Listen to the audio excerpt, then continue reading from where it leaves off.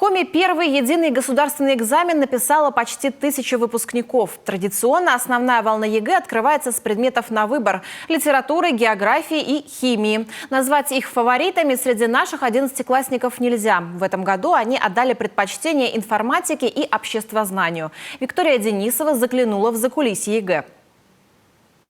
Посмотрите, пожалуйста, в обзор каждой камеры должен попадать принтер и станция печати, то есть компьютер или ноутбук, с которого будет производиться непосредственно печать экзаменационных материалов. Каждый пункт проведения ЕГЭ как на ладони. Сегодня их 41. В Республиканском ситуационно-информационном центре общественные наблюдатели следят за каждым этапом проведения экзамена. Фиксируются все нарушения. Функционал портала позволяет нам зайти в специальный раздел «Нарушения». Далее мы можем перемотать обратно видео на нужный фрагмент еще раз.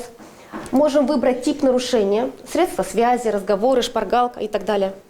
Выбрать место участника, чтобы модератору, который будет подтверждать или отклонять это нарушение, было понятно, на кого обратить именно внимание. Самый ответственный этап экзамена – печать заданий. Проходит все в классе. Специальные диски вскрывают при детях. Здесь же программа расшифровывает все материалы. География в этом году вышла на 19 листов. Диски прибывают в республику, в Центр специальной связи.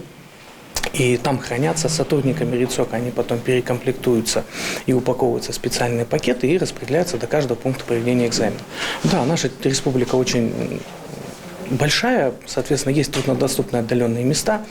Мы заранее передаем сотрудникам специальной связи, они доставляют до всех пунктов проведения экзаменов.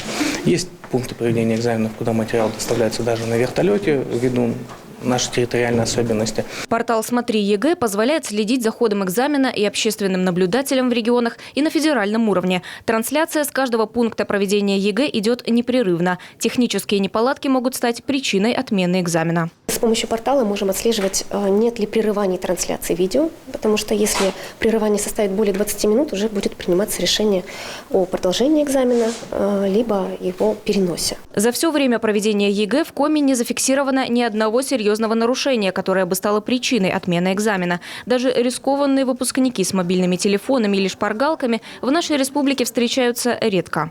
В 2021 году было зафиксировано всего 5 случаев. Право исправить свою ошибку у таких 11-классников будет только через год. И есть шансы просто остаться без аттестатов. Виктория Денисова, Павел Люлянмин, телеканал Юрган.